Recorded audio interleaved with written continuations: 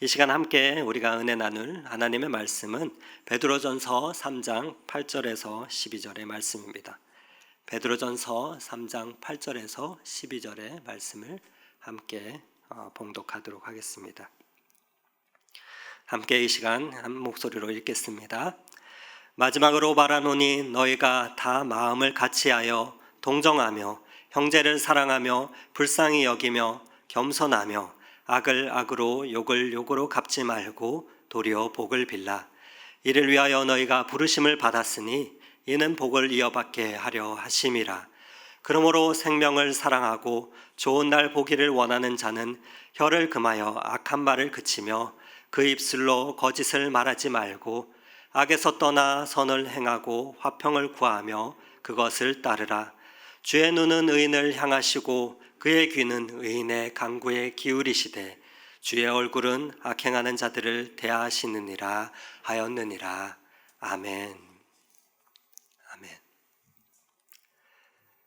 아멘. 주님의 임재가 이 시간 공간과 우리가 처한 그 제한된 장소를 넘어서 예배 가운데 나온 우리 모든 심령들 가운데 그 하늘의 평강으로 은혜로 함께 하시기를 간절히 소망합니다.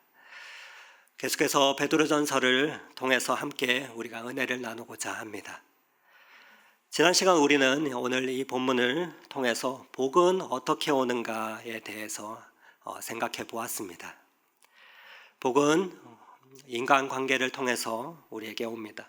또 좋은 인간관계를 통해서 복이 흘러간다라고 말씀을 드렸습니다.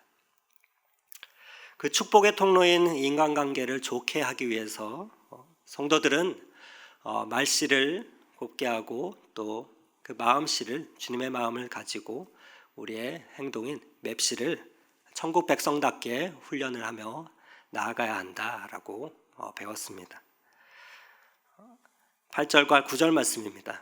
마지막으로 말하노니 너희가 다 마음을 같이하여 동정하며 형제를 사랑하며 불쌍히 여기며 겸손하며 악을 악으로 욕을 욕으로 갚지 말고 도리어 복을 빌라. 이를 위하여 너희가 부르심을 받았으니 이는 복을 이어받게 하려 하심이라.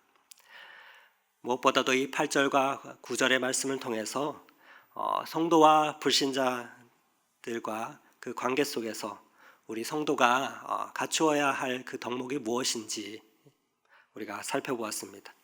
특별히 불신자와의 관계에서는 악을 악으로 갚는, 욕을 욕으로 갚는 그런 맞대응을 하지 말고 도리어 복을 비는 그런 언어 생활을 해야 한다고 말씀을 나누었습니다. 그렇게 우리 성도들은 그 생명을 살리는 자가 되어야 합니다. 오늘은 계속해서 우리 좋은 말씨와 그 맵씨가 어떠해야 하는가에 대해서 오늘 본문 말씀을 통해서 함께 은혜를 나누고자 합니다. 우리 10절 말씀을 다시 한번 읽겠습니다. 그러므로 생명을 사랑하고 좋은 날 보기를 원하는 자는 혀를 금하여 악한 말을 그치며 그 입술로 거짓을 말하지 말고. 우리가 읽은 이 10절 말씀에 담긴 생명을 사랑하고 좋은 날 보기를 원하는 자는 이렇게 읽는 것이 좋습니다. 생명을 사랑하는 좋은 날 보기를 원하는 자라고 읽는 것이 보다 이 본문을 잘 이해할 수가 있습니다. 무슨 말입니까? 여러분은 좋은 날이 언제인가요? 언제가 가장 좋습니까? 시험에 합격한 날입니까? 아니면 오랫동안 준비해왔던 그 사업을 성취하고 성공하여서 수많은 돈을 번 날입니까? 여러분들에게 있어서 그 좋은 날은 언제인가요? 물론 순간순간 이러한 좋은 날이 있을 수 있습니다. 그러나 우리에게 있어서, 성도에게 있어서 좋은 날은 생명을 사랑하는 그때가 가장 좋은 날입니다. 즉 생명을 사랑하며 살아가는 그 날이 우리에게 주신 가장 축복된 날입니다. 왜냐하면 돈이 많다고 또 지위가 높다고 해서 그 좋은 날을 누릴 수 있는 것은 아닙니다. 사업에 성공하고도 좋은 날을 누리지 못하는 수많은 사람들이 있습니다. 왜 그렇습니까? 사랑을 잃어버렸기 때문입니다. 최고의 좋은 날은 생명을 사랑하며 사는 날이 최고의 좋은 날입니다. 그렇게 성도는 좋은 말을 사용하며 이 세상을 살아가야 합니다. 그 최고의 좋은 날을 보기 원하는 자는 어떻게 해야 되는가? 우리의 말은 이 생명을 축복하며 꽃피우기 위해서 주신 그 축복의 수단이기 때문에 그렇습니다. 그래서 10절 말씀에 이렇게 이어서 말하지요. 혀를 금하여 악한 말을 그치며 그 입술로 거짓을 말하지 말고. 금하여 또 그리고 그치고, 이 단어에 해당하는 단어는 이러한 뜻이 있습니다. 철저하게 멈춘다라는 그 뜻을 지니고 있는 파우어라는 그런 단어입니다. 언어는 우리에게 있어서 축복의 통로이고 도구입니다. 하늘의 복을 이 세상으로 실어오는 그 통로입니다. 그렇게 이 축복의 통로 역할을 하는 그 인간관계에서 나쁜 콜레스테롤이 끼지 않도록 영양가 좋은 말들을 우리가 골라서 하며 살아가야 됩니다. 성도는 그런 말들을 하며 살아가야 되는 존재들인 것이죠. 작년에 건강검진의 통보를 받고 건강검진을 하고 나니까 건강검진 결과가 나왔습니다. 그 결과에서는 콜레스테롤이 다소 좀 높다라는 그런 결과를 받았습니다. 무슨 말입니까? 혈관에 기름기가 끼어서 혈관이 좁아져서 피가 잘 순환되지 않는다는 것입니다. 그래서 그것을 그대로 방치하게 되면 나중에 고혈압이나 뇌졸중이나 그런 심혈관 질환의 원인이 되죠. 그렇기에 콜레스테롤을 제거해서 혈관을 깨끗하게 하기 위해서는 우리는 좋은 음식을 먹어야 되고 또 약을 먹어야 되겠죠. 축복의 통로 역할을 하는 이 인간관계에서 이처럼 나쁜 콜레스테롤이 끼게 되면 그 축복의 통로가 좁아져서 결국에는 병목 현상이 생기고 나중에는 그 복을 실어날 수가 없게 됩니다. 복이 전달되지가 않게 되는 것이죠. 그래서 예레미야서 5장 25절에는 우리에게 이렇게 말합니다. 너희 죄가 너희로부터 좋은 것을 막았느니라. 우리의 축복의 통로를 막아버리는 가장 흔한 죄가 무엇이 있을까요? 바로 언어의 죄입니다. 말로 짓는 죄입니다. 그러므로 축복의 통로가 막히는 것을 예방하려면 우리는 좋은 말을 골라서 사용해야 합니다. 우리가 짓는 죄 중 말로 짓는 죄가 가장 많습니다. 그래서 야고보서 3장 2절에는 이렇게 말하지요. 우리가 다 실수가 많으니 만일 말에 실수가 없는 자라면 곧 온전한 사람이라 능히 온몸도 굴레를 씌우리라 말합니다. 이처럼 우리의 삶 가운데 좋은 것이 다가오는 그 축복의 통로를 막아버리는 가장 흔한 죄가 이 말입니다. 우리의 입술로 짓는 죄이죠.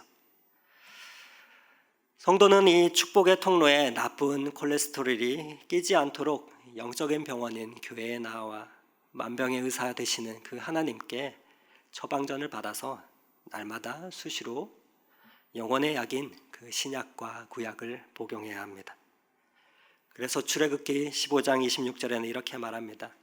너희가 너희 하나님 나 여호와의 말을 들어 순종하고 내가 보기에 의를 행하며 내 계명에 귀를 기울이며 내 모든 규례를 지키면 내가 애굽 사람에게 내린 모든 질병 중 하나도 너희에게 내리지 아니하리니 나는 너희를 치료하는 여호와임이라 말씀하십니다. 하나님께서는 우리를 말씀으로 치료하신다라고 시편 107편에 말합니다. 그가 그 말씀을 우리에게 보내어 그를 고치시고 위험의 지경에서 건지시는도다 말씀합니다. 그러므로 축복의 통로를 막히는 것을 사전에 우리가 미리 예방하려면 좋은 말을 골라서 우리는 먹어야 됩니다. 우리의 삶의 자리 가운데 날마다 우리 앞에는 날마다 언어의 밥상이 차려져 있습니다. 영적으로 건강한 사람은 좋은 언어의 반찬만을 골라서 먹는 그러한 분별력이 있습니다. 욥기 12장 11절에 이런 말이 있습니다.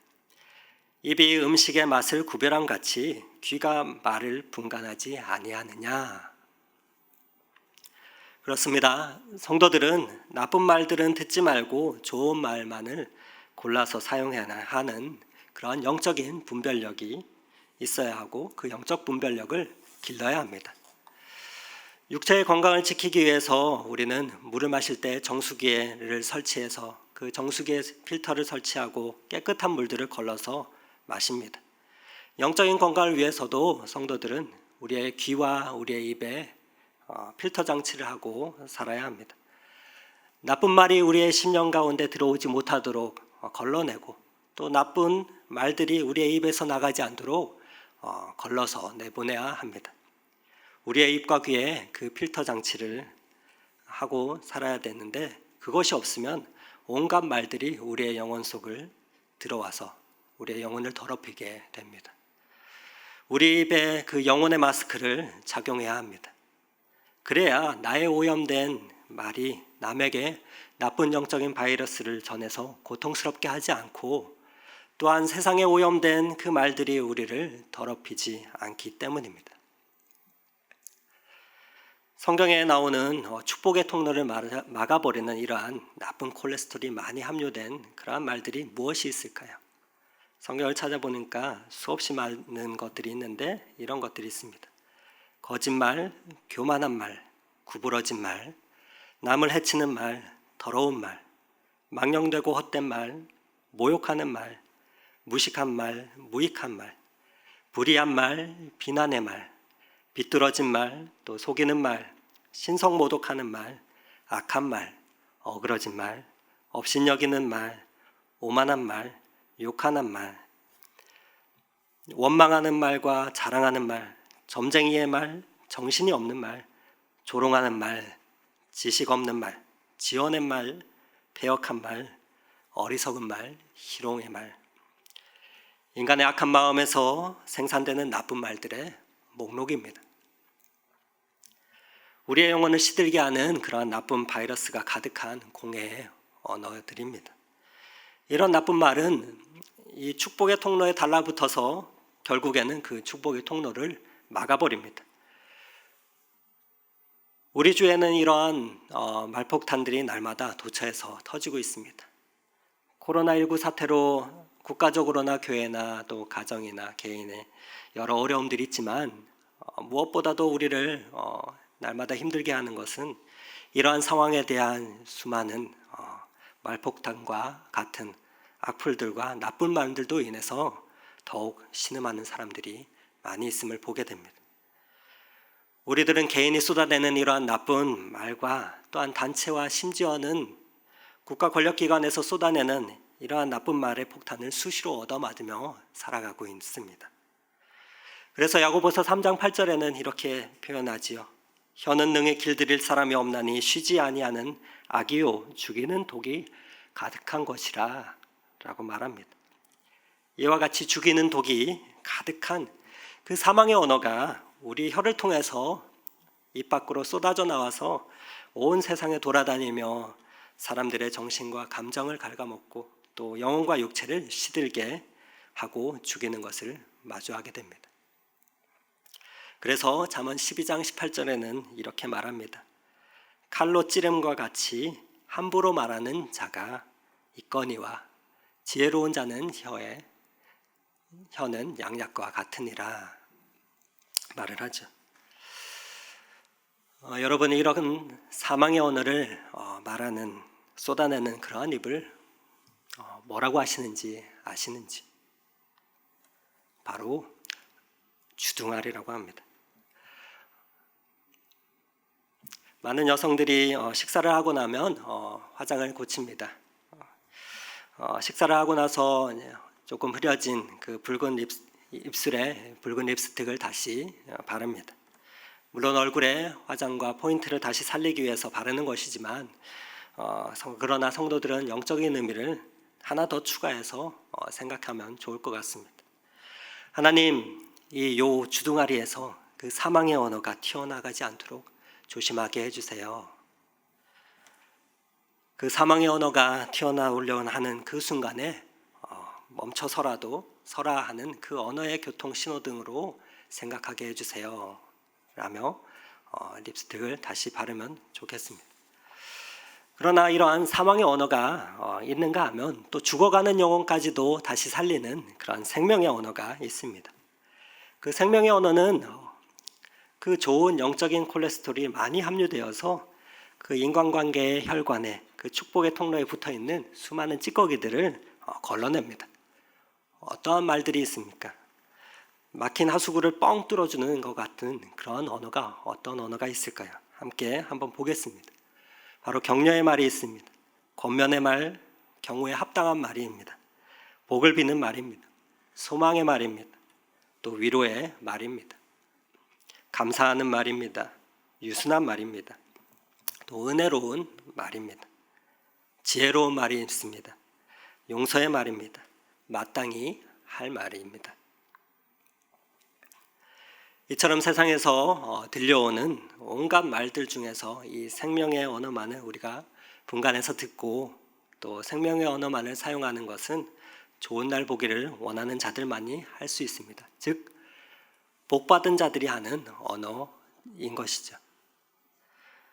병든 사람은 그 식습관을 보면은 자꾸만 몸에 나쁜 음식에 자주 손이 갑니다. 그러나 영적으로 건강한 사람이 되려면 이 좋은 말들만 골라서 듣고 또한 좋은 말들을 사용해야 합니다. 옛날 중국에 당나라의 요임금이라는 분이 계셨습니다.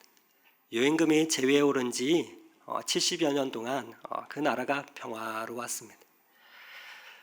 그러한 70여 년이 지나면서 요임금도 이제 나이가 들어 늙었습니다. 나이가 들어가면서 이제 천자의 자리에서 물러나려 했지만 가만히 생각해 보니 자신의 아들을 자신이 많이 사랑하긴 했지만 이 나라와 백성들을 다스릴 만한 제목이라는 생각이 들지 않았습니다.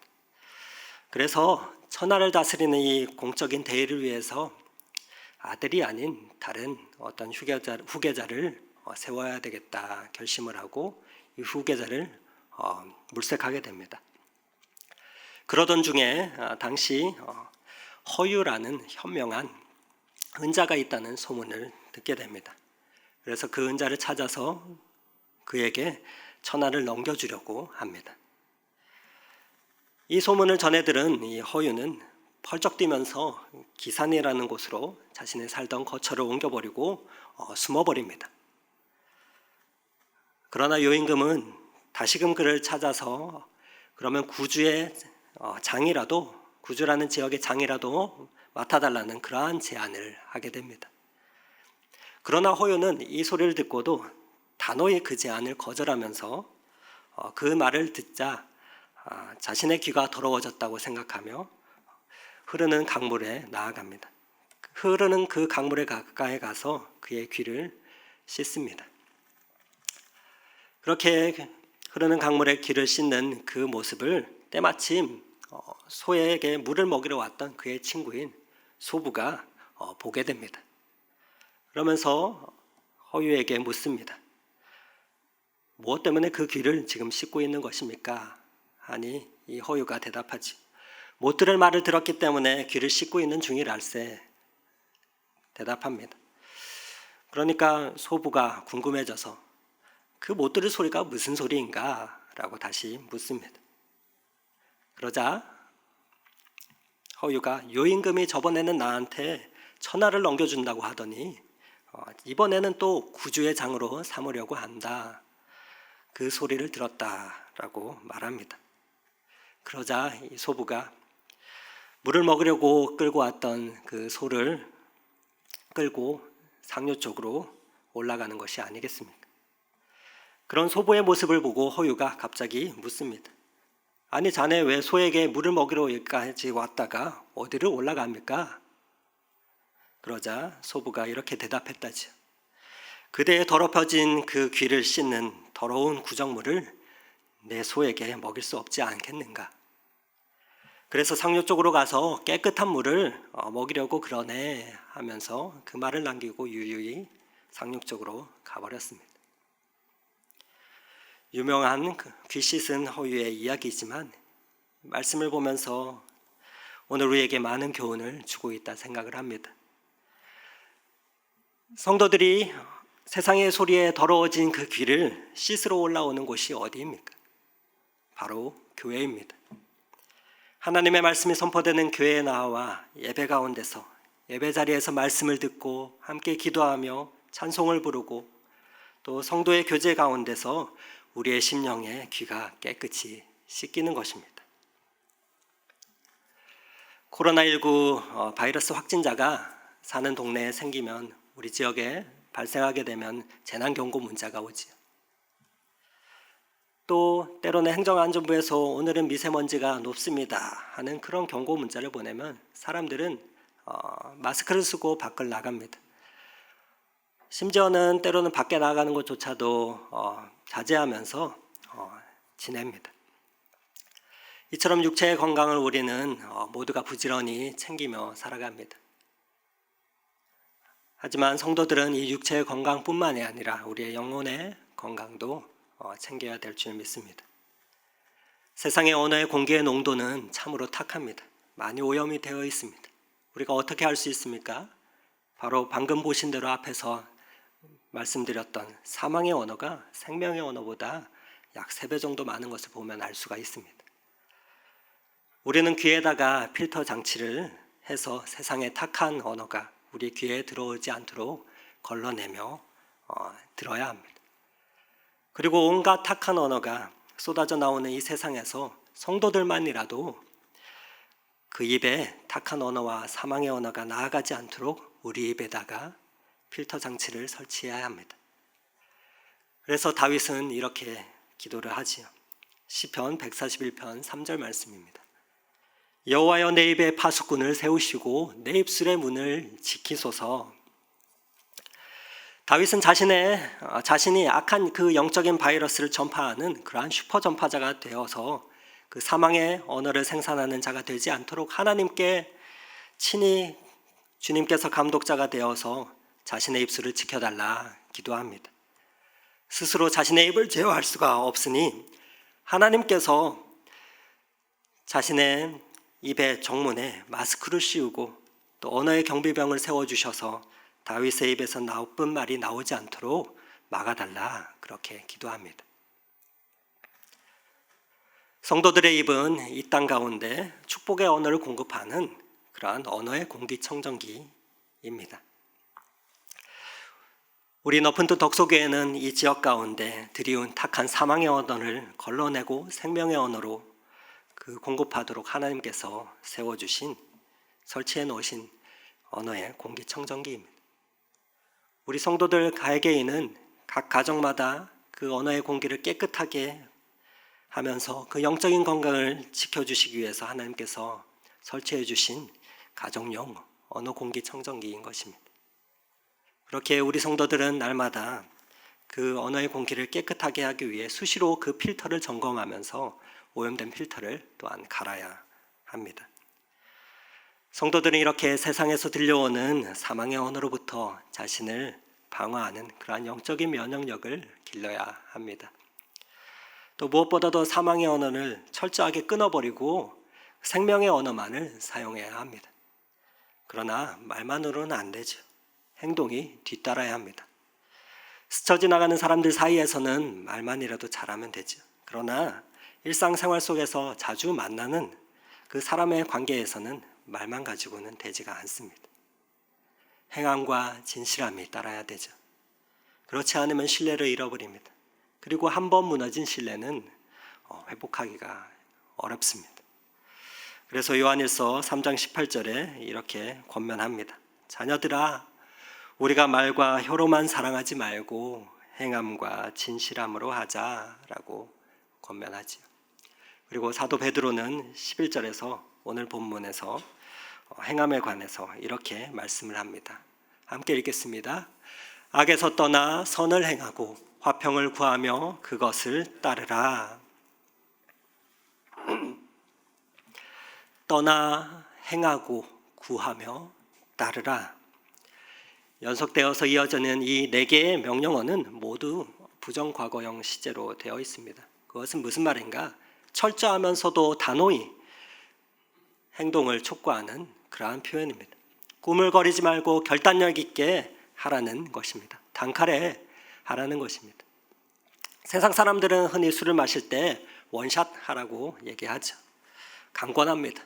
그러나 그런 헛된 일은 꾸물거리고 안 마시는 것이 좋습니다. 그러나 하나님의 말씀을 실천에 옮기는 것에 있어서는 단칼에 실천해야 합니다. 실행해야 합니다. 그래서 주님은 이렇게 말씀하시는 것이죠. 내 오른손이 너를 실족해 하거든 빼어내버리라. 만일 내 오른쪽 손이 너를 실족하게 하거든 찍어내버리라 라고 마태복음 5장 29절에서 30절에서 말씀합니다. 그러한 나쁜 일들은 단칼에 끊어버리고 좋은 일을 실행하는 데 있어서 민첩하고 과감하라 라고 권면하는 것이죠. 그런데 우리가 이런 나쁜 일들을, 나쁜 습관들을 끊는 데는 결단할 때 우리 내면에는 이러한 갈등이 있습니다. 바로 악악욕욕하는, 즉 악을 악으로 갚고 욕을 욕으로 갚고 비난은 비난으로 시비는 시비로 거는 그런 세상에서 우리가 도리어 축복의 말을 하면서 화평을 추구하며 살다 보면은 나만 바보 되는 것이 아닌가 하는 그러한 마음이 있습니다.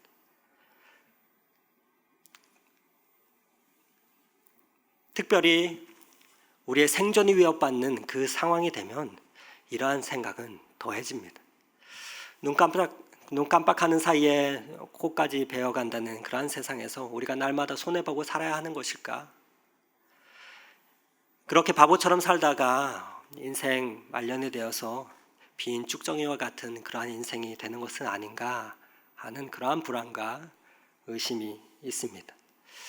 과연 그렇게 순진하게 살아가도 되는 것인지 하는 그러한 내적인 갈등이 우리에게 있습니다.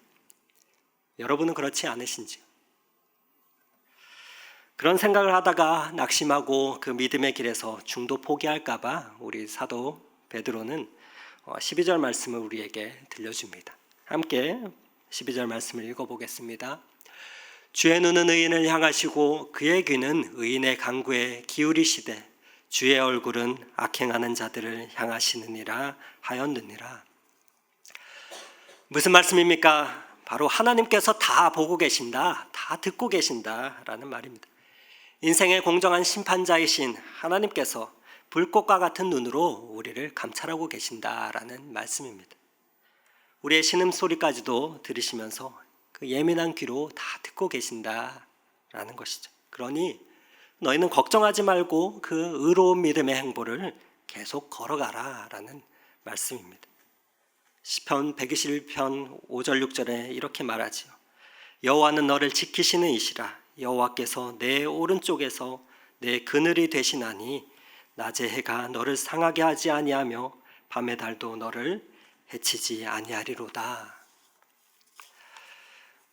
12절 원문에 나오는 눈과 귀, 원어에서는 모두 복수형으로 사용되고 있습니다. 이는 하나님께서 이 세상에 있는 모든 성도들을 선행을 하나하나 다 보고 계신다. 또 그 간구를 다 듣고 계신다. 하나도 놓치지 않고 계신다는 그러한 표현입니다. 무소부재하신 하나님, 전능하신 그 하나님을 나타내는 표현입니다. 또한 이어지는 그리고 주의 얼굴, 즉 하나님의 얼굴은 죄악을 범한 자는 반드시 심판하신다는 그 하나님의 단호한 결단을 나타낼 때 쓰이는 그러한 표현들입니다. 예레미야 21장 10절 말씀에 이렇게 말합니다. 내가 나의 얼굴을 이 성읍을 향함은 복은 내리기 위함이 아니요 화를 내리기 위함이라. 이어지는 예레미야 44장 11절에는 이렇게 말합니다. 보라, 내가 얼굴을 너희에게로 향하여 환난을 내리고 온 유다를 끊어버릴 것이며, 이는 죄악을 행하는 자들에 대한 그 하나님의 징벌에 반드시 집행될 것임을 나타내는 그러한 표현입니다. 여러분, 사람의 눈은 어디까지 볼 수 있을까요? 아무리 눈이 좋은 사람이라 할지라도 우리는 가시광선의 영역 안에서만 볼 수가 있습니다. 잘 보이실는지 모르겠는데 가시광선의 영역은 즉 빛의 파장에서 400에서 700 나노미터의 영역입니다. 파장입니다. 1나노미터가 얼마나 작은 것인가? 바로 1나노미터는 1000만 분의 1을 1cm의 1000만 분의 1이 1나노미터입니다. 세상을 휩쓸고 있는 이 코로나 바이러스, 전자현미경으로 봐야지 보이죠.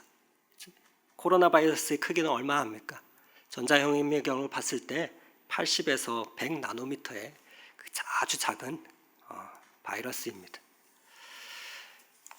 우리 인간 눈으로는 감마선이나 X선이나 자외선, 또 적외선, 초단파, 라디오파를 다 보지 못합니다. 볼 수 없습니다. 그러나 하나님은 우리의 겉모습만 살피는 것이 아니라 우리의 속모습, 영혼의 모습도 보십니다. 그래서 잠언 15장 3절에 이렇게 이야기합니다. 여호와의 눈은 어디서든지 악인과 선인을 감찰하시느니라. 그러므로 우리는 우리의 눈에 보이는 것이 다라는 그 생각을 하면 안 되지 않습니다. 안 보이는 것은 없는 것이 아닙니다. 안 보인다고, 내 눈에 보이지 않는다고 내 귀로 들어야만 믿겠다고 하는 말처럼 어리석은 말은 없습니다. 그래서 예수님께서 이렇게 말씀하시죠. 도마에게 내가 그의 손에 못자국을 보며 내 손가락을 그 못자국에 넣으며 내 손을 그 옆구리에 넣어보지 않고는 믿지 않겠다 얘기했던 그 도마에게 요한복음 20장 29절에 너는 나를 본고로 믿느냐 보지 못하고 믿는 자는 복되다 라고 말씀해 주십니다. 요즘 역학조사를 하는데 CCTV를 많이 활용합니다. 전국에 설치된 반복용 그 카메라가 얼마나 될까요? 제가 자료를 찾아보니까 행정안전부의 그 공공기관 통계 CCTV 설치 운영 자료를 보니까 2018년에만 CCTV 설치 대수가 103만 2,879대라고 합니다.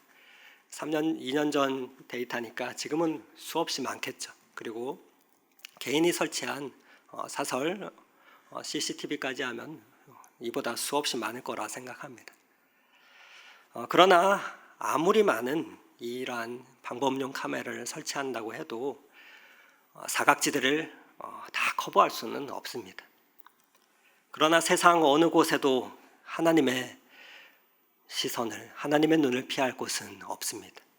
시편 139편 9절에서 10절에 시편 기자는 이렇게 고백합니다. 내가 새벽 날개를 치며 바다 끝에 가서 거주할지라도 거기서 주의 손이 나를 인도하시며 주의 오른손이 나를 붙드시리로다. 여러분, 이 사실을 반드시 기억하기 바랍니다. 성도를 보살피시는 그 하나님의 눈에는 사각지대가 없습니다. 사람의 눈이 가시광석 영역에서만 본다면 그럼 사람의 귀로는 어느 영역까지 우리가 들을 수 있을까요? 사람의 귀로는 가청 주파수 영역은 20Hz에서 2만 Hz 사이에 있는 그 음파만을 우리가 들을 수 있다고 합니다. 가청 주파수의 영역을 벗어나게 되면 그러한 저음파나 또 초음파는 고주파는 우리가 듣지를 못합니다. 그래서 사람이 돌고래나 또 박쥐가 내는 그러한 초음파음을 듣지 못하는 것이죠. 또 지금도 움직이는 지구가 돌아가는 그러한 아주 낮은 저음파음도 우리는 듣지 못합니다. 그러나 우리 하나님은 입으로 말하는 소리만 듣는 것이 아니라 우리 성도들의 한숨 소리까지도 들으시고 그 영혼의 신음소리까지도 다 들으십니다. 하나님은 저주파나 고주파 모든 음파를 다 청취하십니다. 시편 94편 9절 말씀에 이런 말을 합니다. 귀를 지으신 이가 듣지 아니하시랴 눈을 만드신 이가 보지 아니하시랴. 하나님께서 다 보고 계십니다. 다 듣고 계십니다.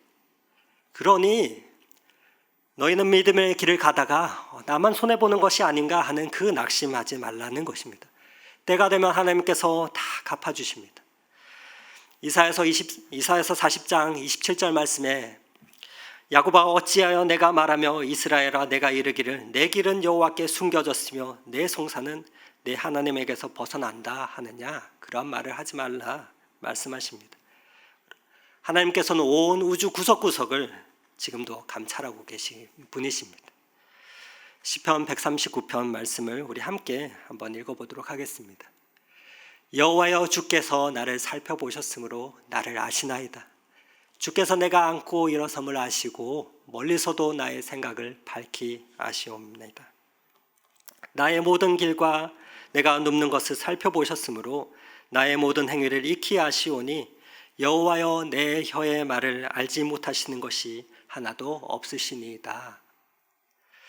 이처럼 하나님께서는 사각지대가 전혀 없는 눈과 그리고 사각지대가 전혀 없는 민감도 100%의 그 청진기와 같은 귀로 세미한 신음소리까지도 듣고 계십니다. 왜 그렇게 하십니까? 바로 억울한 일이 생기지 않도록 하기 위해서이십니다. 티끌만한 성도들의 그 선행도 다 찾아내서 다 구제하고 보상하시기 위해서이십니다. 우리의 마음씨와 말씨와 우리의 맵씨를 아름답게 하여 세상을 살아가는 그 성도들이 이 땅 가운데서 살아가면서 손해보지 않도록 순간순간을 다 포착하셔서 상 주시기 위하심입니다. 그런가 하면은 하나님은 악인의 미세먼지보다도 작은 이 바이러스와 같은 조그만한 죄까지도 근엄하신 심판자의 얼굴을 하시고 선고의 시계만을 남겨두시고 기다리시는 분이십니다. 출애굽기 33장 20절에 말합니다. 내가 내 얼굴을 보지 못하리니 나를 보고는 살 자가 없음이라. 이사야서 30장에는 이렇게 말합니다. 대저 여호와는 정의의 하나님이심이라 그를 기다리는 자마다 복이 있도다. 우리 공의의 하나님께서 성도들이 이렇게 살다가 나만 바보 되는 것이 아닌가 하는 그런 피해의식에서 완전히 자유하여 이 땅을 축복하며 살아가기를 원하십니다.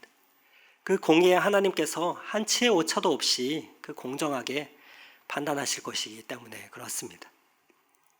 그래서 예수님은 세상 법정에서 불공정한 그 사형의 선고를 받으시고도 십자가상에서 죽어가시면서 내 영혼을 하나님 손에 부탁하시며 그렇게 세상을 마감하셨습니다.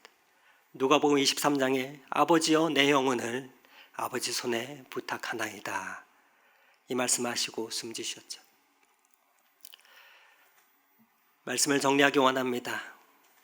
우리의 삶의 복은 어떻게 옵니까? 인간관계를 통해서 옵니다. 성도와 또 믿지 않는 자와의 관계를 통해서 우리에게 흘러옵니다. 하나님께서 택하신 성도들에게 주신 그 축복의 도구가 무엇이 있겠습니까?